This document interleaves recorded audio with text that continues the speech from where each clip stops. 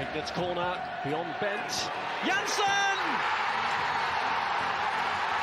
And Blackburn Rovers are 18 minutes away from a Premiership return.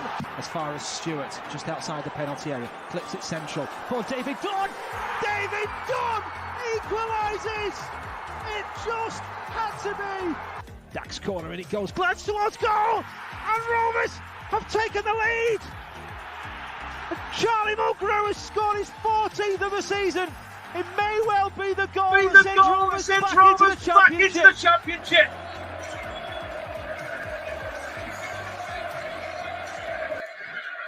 Good evening, Rovers fans, and welcome to On the Other Side, back live on our normal Friday night slot with me, Ryan Hildred from Rovers Chat, as we've got lots of live content coming to you over the next 4 days. Last time out, we finally secured safety. Can't believe I'm saying that in this disappointing second half to the season with that brilliant 5-2 win at home to Huddersfield. And next up, it is our final away game of the season at Rotherham United, who are running out of games to secure their safety. And I'm delighted to be joined once again by Millers fan Mick from the Rotherham United podcast. How are you doing tonight, Mick? I'm not too bad, Ryan. Thank you very much. No worries at all. Thank you for joining us. And Rovers fans joining us, if you are subscribed to our YouTube channel, please hit that that bell icon, to turn on all notifications. If you're not subscribed, please subscribe to our channel. And please give this video a big like and all of our other videos a like as well. Super Chat is available as it always is. But tonight, I did just want to acknowledge one thing before we get the show started. There is, of course, a social media boycott going on at the moment by clubs from 3 p.m. today until Monday. This is a hugely important issue that affects a lot of people on social media. At Rovers Chat, we do support it, but we do plan to use the platform this week as a place for coverage of the match over the next few days and our other content. And we all want to work together in helping raise awareness and hopefully preventing this from happening in the future. But there is a long, long way to go. But that's just our stance on it at Rovers Chat. So we will still be, of course, doing tweets and other things over the weekend. But as we always say, just a few reminders. We are sponsored by Blue Rose Capital and we are sponsored by 6yardsout.com. The Rovers Chat YouTube channel is proudly sponsored by 6yardsout.com. They've got retro football from every era with mugs, phone cases and much more. They also have plenty of Rovers goods, including apparel with the famous 94-95 season and this season's kit. Check them out using the link in the description below. Thank you to our very kind sponsors, Blue Rose Capital and 6yardsout.com. So there we go, Mick. Let's get into this chat then. Last time we spoke earlier on in the season, we highlighted Rotherham as that real yo-yo side between League One and the Championship. 6 promotions or relegations in the last 8 seasons, and a 7th is probably looking more likely now.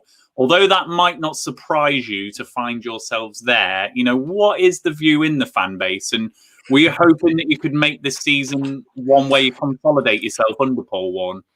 Well, yeah, it's looking like we're not going to let you down, isn't it, at the moment? We seem to be carrying on that what we set out, what we've done for the last 5 or 6 years, as you said. So the mood in the fan base, it's reasonably positive, to be honest with you. I think we're always expected to be struggling down the bottom end. Having said that, you always start the season full of a little bit of anticipation, a bit of hope. I think the majority of us feel that we've probably got a better squad now than we've ever had when we've come up in terms of quality. And I think we all hoped that we would be able to sort of sneak fourth bottom. I think that's looking less and less likely now. It's not been a normal season for anybody, has it really? No. But obviously we suffered significantly with the 2 COVID outbreaks, which I'm not going to blame it for where we are. That's not why we are where we are, but it hasn't helped. The bottom line is that we've just not taken our chances. And I think, I'm not sure of the stat. I think the stat is something like 18 games this season that we've lost by a single goal. which, you know, I suppose if you're going to try and take any positives out of it, that's possibly one of them. I don't know, but that is really clutching at straws, isn't it? You know, it's not been great. I'll be honest. No, and those COVID outbreaks that you mentioned, obviously recently there's been a lot of talk about Rotherham and the games in hand that you have had, oversides, and it certainly got me anxious as Rovers started to tumble down the table. You know, you've had 9 games in 25 days in April, which is just a mammoth run, and ultimately that's proven too much, hasn't it? With just 1 win in those 9 games, including losing the last 5 in a 12-day period. So safety, unfortunately, is now out of your hands. So how are the fans feeling about this last month or so and just what you've had to do, really? I don't know. It's difficult. It's difficult to say. It's difficult to gauge the how people feel, because we have had, and I mean, you talked just in your intro there about social media issues. We've had quite a lot of issues from some so-called supporters really getting on the manager's back. I mean, really getting on his back. And it's been really polarised, the views. It's a very much a minority, but as with most minorities, they're very vocal, and quite. To be honest, there's been times when I've been quite ashamed by the way the way people have behaved. But the vast majority are kind of, we're realistic. We know who we are. We know what we are, but on the flip side of that, we can see what the manager, what the chairman, what the club are trying to do and what they're trying to build. And I think I personally am pretty accepting. If we go down, we go down, you know. But we do know that we're going to have a club in 10, 20, 30 years because it's been run properly. And I think that's what we're clutching onto at the moment. You know, we want to stay in the Championship, obviously we do. But we want a club more than anything else, and we're going to have that because of what Paul Warne and Tony Stewart, the chairman, are building. So you know, it's you know, mid-table mediocrity who wants it. You know, we'll have promotions and relegations. Every other year we have a good year. Well, yeah. Well, it's a really fair point you make. There's a reason why you're yo-yoing, because you are being relegated in really good kind of shape and then obviously getting promoted back again. So, you know, there's a lot of reason to that, isn't there? And there is. Yeah, and if we just stick with Paul Warne for a moment, then, you know, the Championship and Rovers fans have been so frustrated this season, Mick. You know, the Championship becomes an ever more difficult division, particularly for me, as this Premier League parachute money keeps propping up those teams up at the top end of the division. And I tell you what, if Bournemouth end up going through the playoffs, I think it's a bit of a watershed moment, actually. If Norwich, Watford, Bournemouth are the 3 that go up this season after being the 3 that got relegated. So it's going to become tougher and tougher for teams like Rovers, let alone, you know, clubs like Rotherham, with the greatest respect to Rotherham. So anything better than survival is always going to be tough for Rotherham, and especially so now.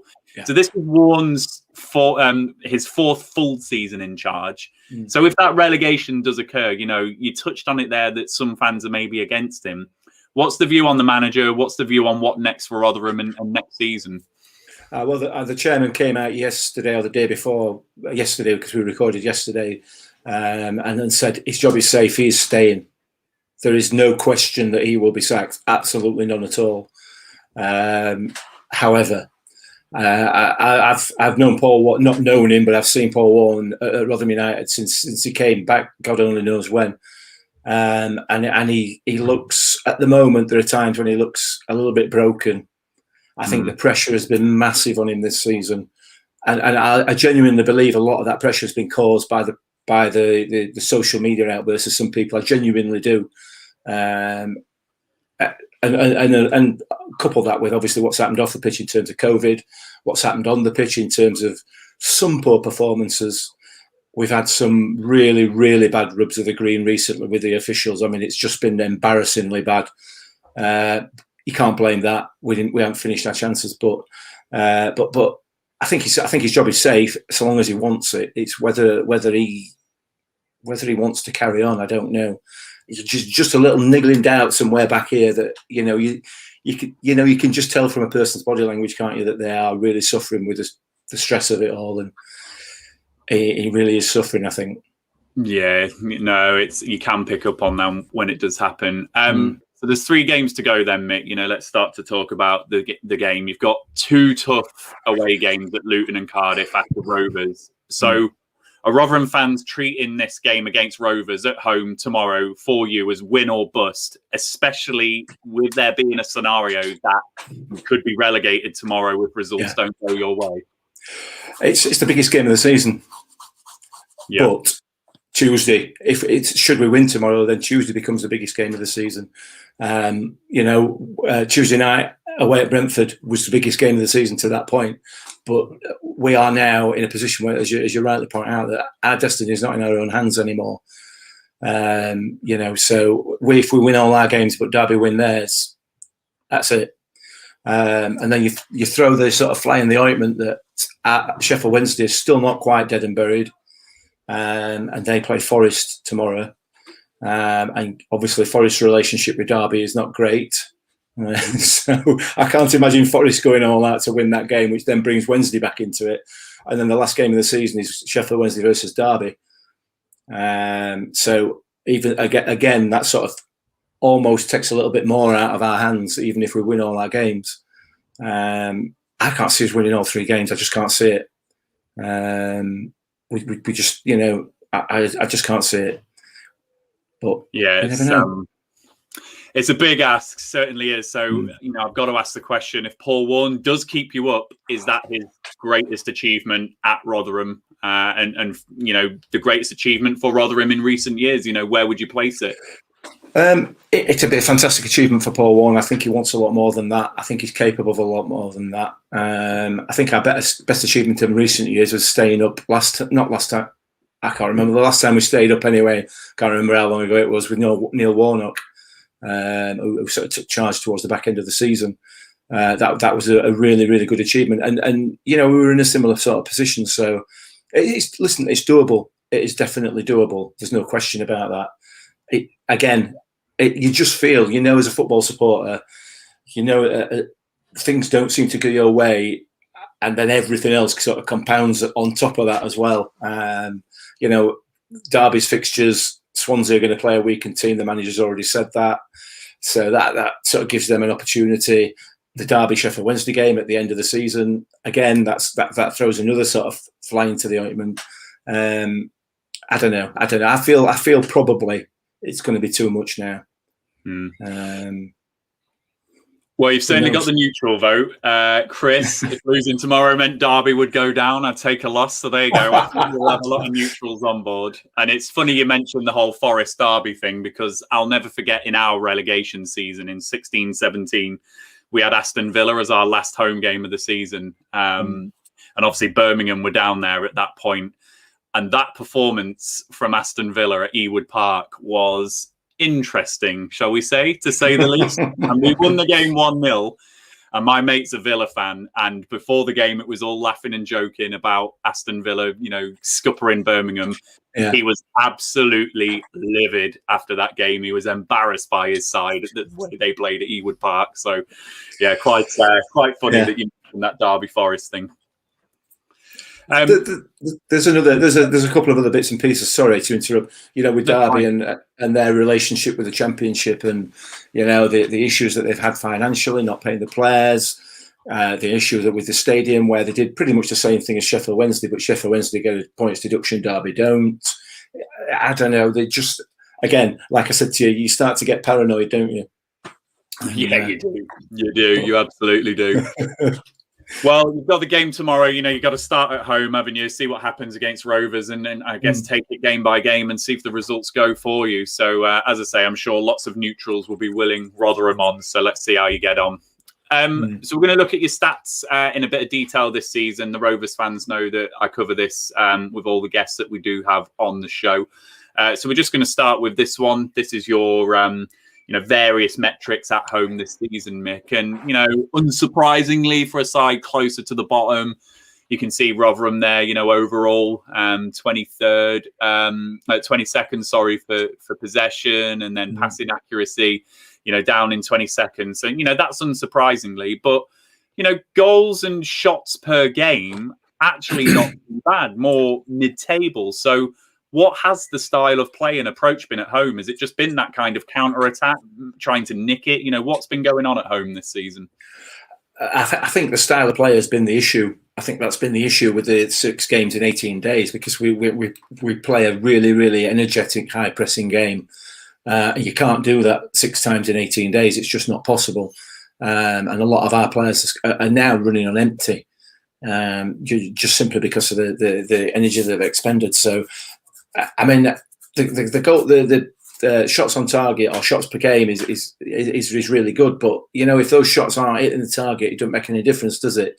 You could be top of the league, but if they're all hitting the corner flag, it makes no difference at all. And chance we've created loads and loads, but we're just not anywhere near hitting the target enough. And that's been the issue, taking chances. Yeah, definitely. But I'm going to just go a little bit further with this one. When I was looking on �WhoScored.com yesterday, I'm just going to bring up this one, which I just found fascinating. So this is goals conceded at home for Rotherham this season, and I've filtered that by set pieces. So Rotherham have, conceded 10 set-piece goals, which I found really surprising because, I'd expect a team closer to the bottom, first and foremost, to be defending those things really well, with like those big championship centre-backs and things like that. So what's been happening, with set pieces with Rotherham? Because it is quite high compared to some teams. It is, and I'll tell you now, we play 3 at the back, and 3 really experienced and really good centre halves. Really, I have no complaints with any of them. So it's a difficult one. That I don't know is the answer. If you look on the other side of the coin, I think something like Sky like to trot this stat out every time that we're on. That something like 33% of our goals have come from set pieces as well. So the big lads seem to be doing it right at one end, but not at the other. And yeah, it's a difficult one. I don't know. I can't answer you. I'm sorry.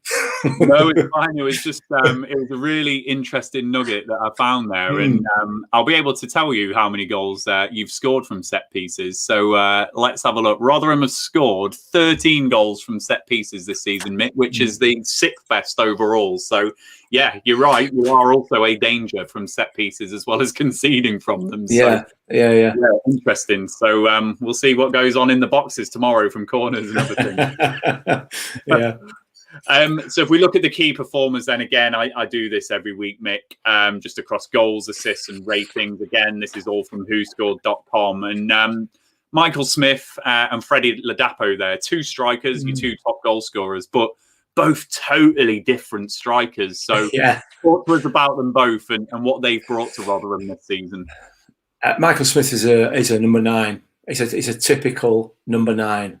He's a big 6'2", 6'3" striker. He holds the ball up well.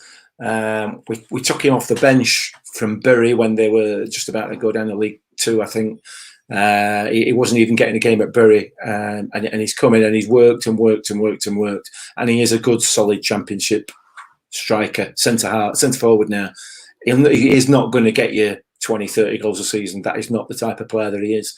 But he will hold the ball up. He does hold the ball up really well, and he has chipped in, and he's obviously top scorer so far this season. He is a danger, but what I would say from your point of view is that he's got nothing left in the tank. He works so hard. And if he plays tomorrow, if he lasts more than half a game, I'll be very, very surprised. Really surprised. I hope he does play, but he's a grafter, real grafter, and the games have taken its toll on him.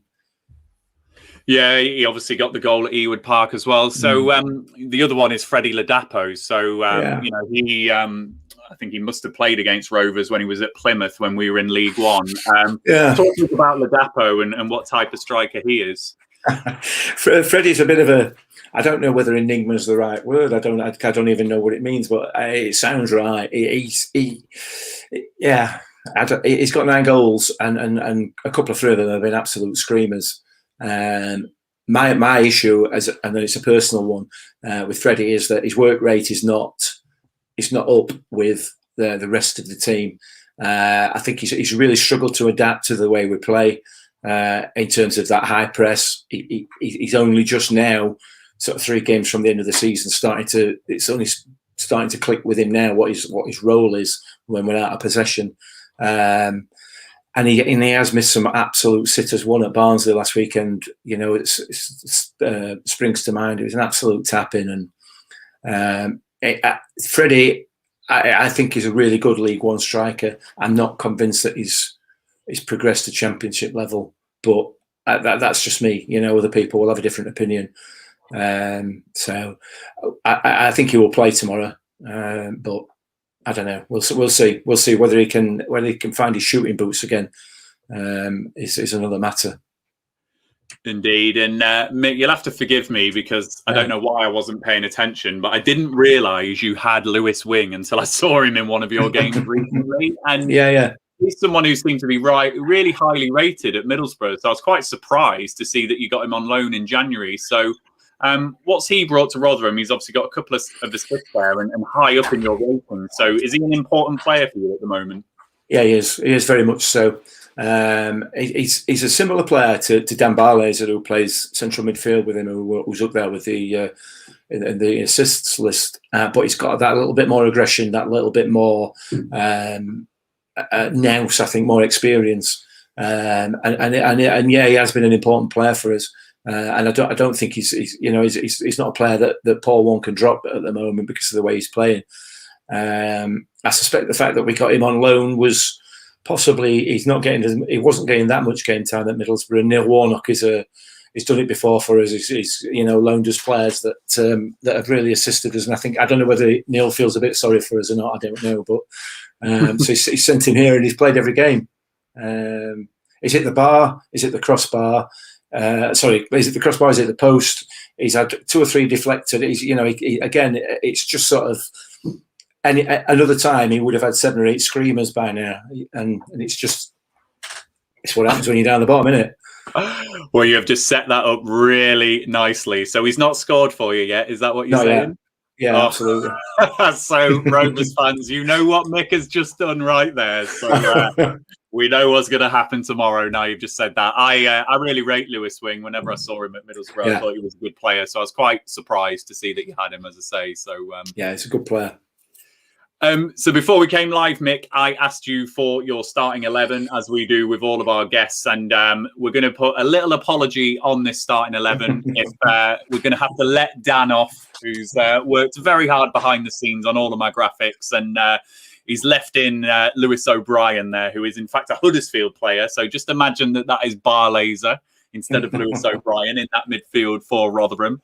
But Mick, talk us through this Rotherham side. There's players there that people might not be too familiar with. So, from back to front, talk us through and who's going to hurt Rovers tomorrow? Who's going to be dangerous? Oh, well, I've put Jamal Blackman in goal, who is on loan from Chelsea, and he's a damn good keeper, but he's not our number one. Victor Johansson is our number one, and he's currently. It's debatable whether or not he will play because of the injury he sustained. Conceding the goal at Barnsley last week, which we'll not talk about. Fractured eye socket and possibly concussion, but it's not a foul on goalkeeper. Don't worry about it. Not bitter, and I've let it go now. Can you tell? Yeah. Oh God. So yeah, the back three there, 𝐒𝐏𝐻𝒄, Wood, and Angus MacDonald. They've been absolutely solid. Believe it or not, well, yeah. I mean, I guess the fact that we're losing by that single goal. Kind of suggests that they are reasonably secure at the back there. It's just they are prone to the odd mistake. Tuesday night against Brentford, Richard Wood trying to play the offside trap when the ball's on the edge of the 18-yard box kind of thing. There's a little bit of naivety at times, even from Richard Wood, who's about as old as me now. But they are very strong, very big, very physical, and a lot of experience in there. So, yeah. Matt Olosunde, hopefully he starts as a right wing back. He's very, very quick is Matt, and a real danger going forward, and very solid defensively as well. Too good for us, I'll be honest. I put Joe Mattock in at left wing back. Joe's been out injured, and I'm not convinced he will play actually. I suspect that Ryan Giles might fit in there, who's on loan from Wolves. He scored a couple of goals this season for us against Middlesbrough and somebody else, I can't remember. He's Joe Mattox is an extremely experienced left back. Ryan Giles is quite the opposite. He's very inexperienced and really young, but massively quick. But very naive defensively. I think he's more of a left winger than a left wing back, but that's where he plays. So we'll see. I don't know which two of those are going to be on the pitch, but if it's Olusunde and Mattox, then there's a lot of pace there. I put Lewis Wing, 𝒂𝒂𝒂𝒂𝒂𝒂𝒂 and Jamie Lindsay in midfield. I think the three of them, certainly Lewis Wing and 𝒂𝒂𝒂𝒂𝒂𝒂, have got a really, really good on the ball, really good. They can pick a pass out really, really well. So, and Jamie Lindsay's just... Jamie's one of these players. He's a little Scottish lad. I don't know what that's got to do with it, but it's just what you would imagine as a little Scottish terrier. You know what I mean? He's whenever you turn in that midfield, he's there. He's in your face, and he's been a real bonus for us. And one of the reasons I think we've suffered the way we've suffered over the last few games is that he had a hamstring injury at Preston. Which incidentally, our goalkeeper got the exact same injury in that game that he got in the Barnsley game, and it was the same referee as well. But that's again another story. Not bitter. Yeah. Making us bitter, definitely. Yeah, absolutely. And then I've put Freddie and Michael Smith up front. I'm not convinced. I don't know what's going to happen up there. It's difficult to say. Depends whether Smith is got anything left in him. If he hasn't, I suspect you might see 𝒕𝒉𝒂𝒂𝒂𝒂💄 up there, who again has got pace to just tear people apart. He's absolute like lightning. But again, he's been out all season injured, so whether he's got a full game in him or not, I don't know. And for Freddie, it's going to either be Freddie or it may be young Hursti. He's on loan from Leicester, and he's really struggled. He's really struggled this season to get into any sort of form, any sort of rhythm. He's not played at this level before, and I think it's probably been a step too far for him. But we'll see. So there's potentially going to be some changes in there, but. Ryan, to be honest with you, we've certainly got enough in our squad to get a win tomorrow. Definitely, there's no question about it. But confidence is low. We have struggled at the New York Stadium, and Michael also pointing out here that formation that you play. Joe from our channel, 𝐿𝐻𝐻𝐻𝐻, Rovers Analytics, has picked up on that 3-5-2. We don't like it, Mike, Mick. So great point, Michael. Most certainly. So. Just with that added spice of it being your win or bust game, thinking positively, because Rovers have not been in good form recently, Mick. Yeah. So just on the flip side, though, if we are going to hurt Rotherham tomorrow, where are the areas of weaknesses where Rovers can exploit? It looks like set pieces, doesn't it? Genuinely, it does genuinely look like set pieces. Brentford hurt us with a little bit of naive defending. Barnsley, that was just a joke. I'm not even going to talk about that. That was embarrassing. That Barnsley wouldn't have scored if we'd still been playing now, without what happened. And we should have had 8-9 goals. It was just ridiculous the amount of chances we missed. But okay, so and then you look back at the Middlesbrough game, which was the last one we lost, which were both the set pieces, goals conceded, one from a corner, and we were down to 10 men for 70 minutes. So that didn't help. I'm making excuses, aren't I?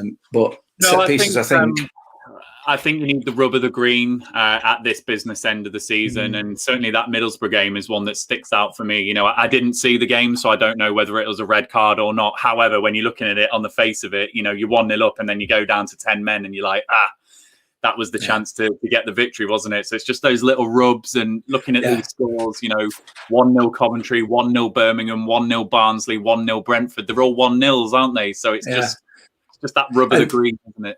You look at the Birmingham game and the Coventry game. Both goals were conceded by set pieces, both headers, both of which came off one of our defenders' faces to go in the net.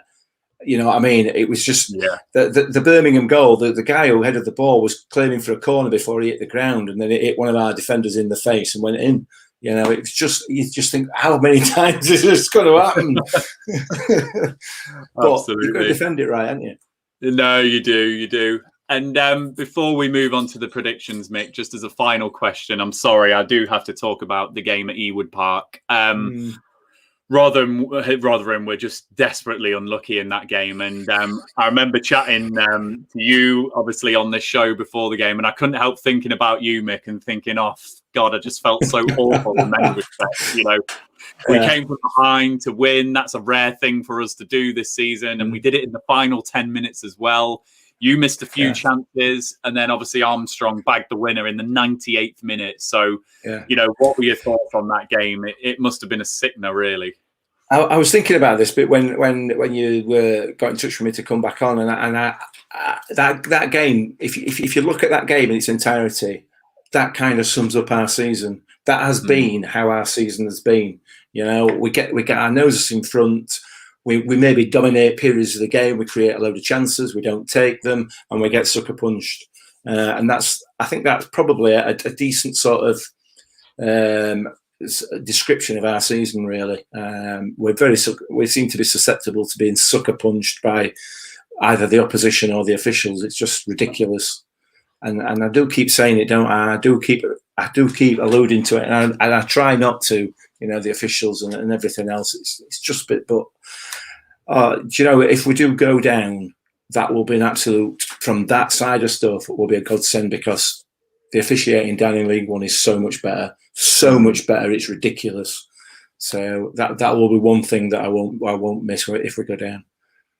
Sure, and it was quite interesting me looking back at the match report for that game at home to Rotherham, because you know, our form recently hasn't been great, and Mowbray's post-match comments spoke about we've got the result when we haven't played well, and actually, you know, our run of form, I think a lot of Rovers fans probably look back to the Norwich game that we lost at home. That was the 12th of December, just before this Rotherham game, which was the 16th.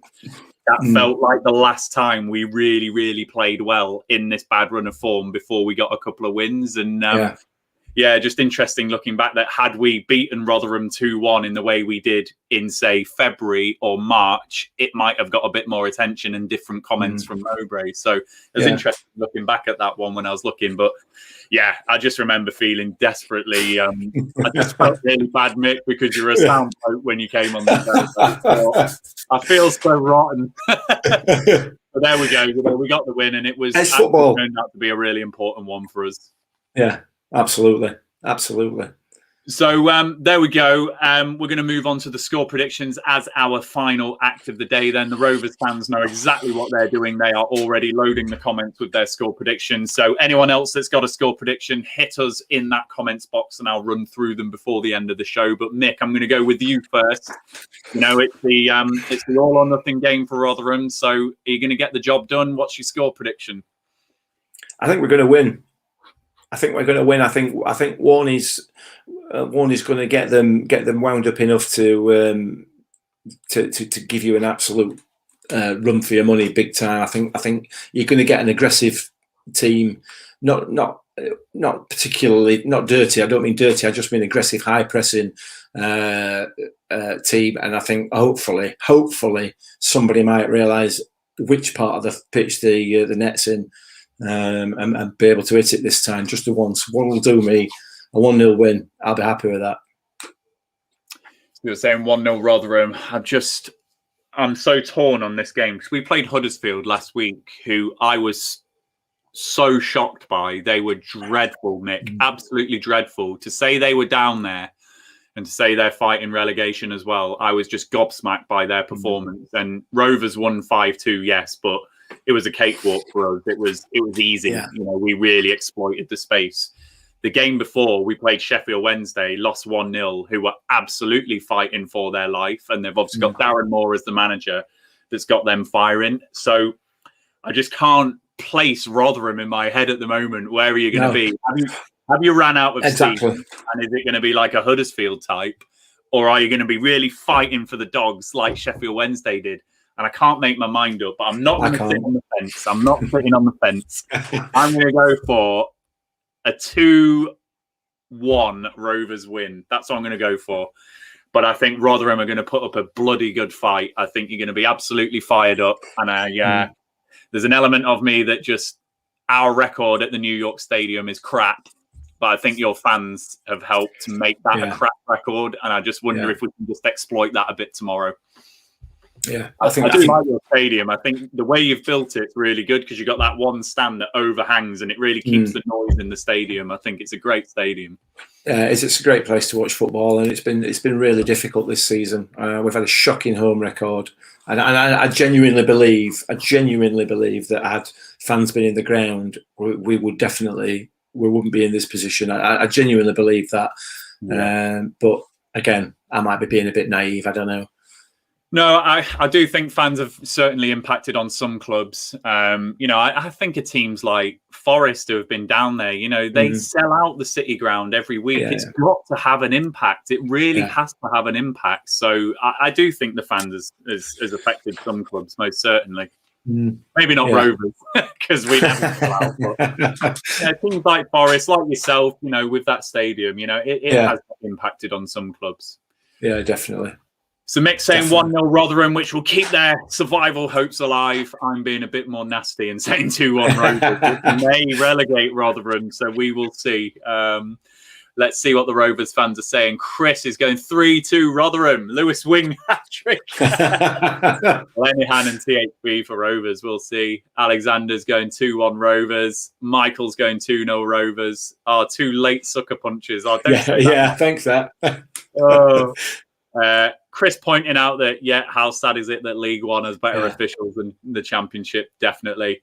Els is going 2-2 Wing brace. I told you about Lewis Wing, didn't I? The Rovers fans are scared now. Absolutely scared.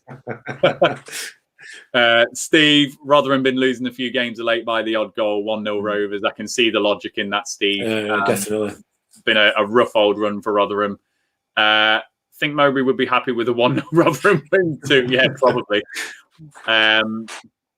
And then Mark has gone 2-1 Rotherham. There we go. So there's a little mixed bag there. Couple of draws, a Rotherham win now, and a few Rovers wins. So I think Rovers fans are kind of maybe where I was, Mick. Just it could be any old game, really, couldn't it? Oh, Ben, Ben in with a 7-0. Ben. Yeah, cheers, Ben. Thanks. Yeah. Listen, it doesn't matter to you, does it? You shouldn't care. You don't need to care. You're safe. You've got another season in Championship, and you can look to rebuild over the summer, can't you? Well, it's a hot topic at the moment, Mick. I know. The season that we've had. So that phrase "on the beach" as we are now after that Huddersfield game, you can probably argue that it's been a bit like that since February. So. But we'll see. But there we go. That's the predictions in there.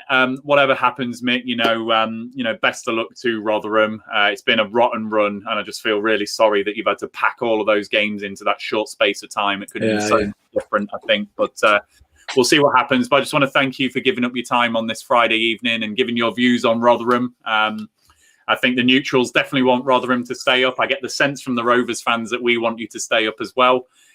So we will see what happens after tomorrow. But thank you, Mick. Thanks for joining us. Anytime, Ryan. Anytime, mate.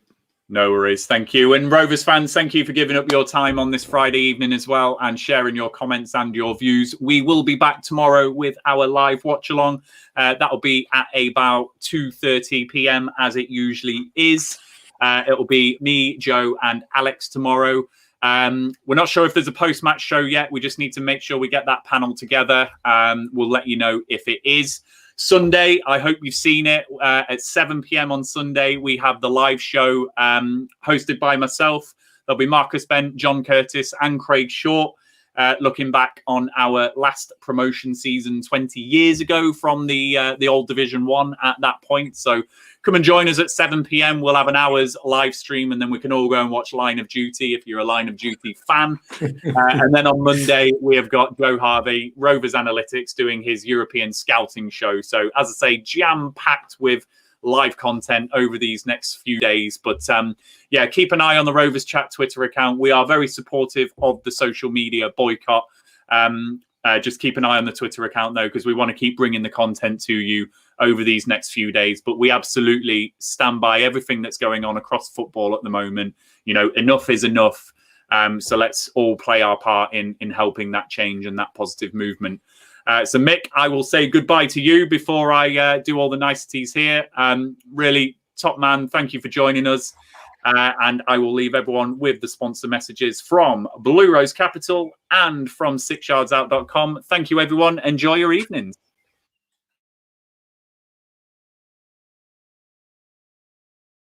The Rovers Chat YouTube channel is proudly sponsored by 6yardsout.com. They've got retro football from every era with mugs, phone cases and much more. They also have plenty of Rovers goods, including apparel with the famous 94-95 season and this season's kit.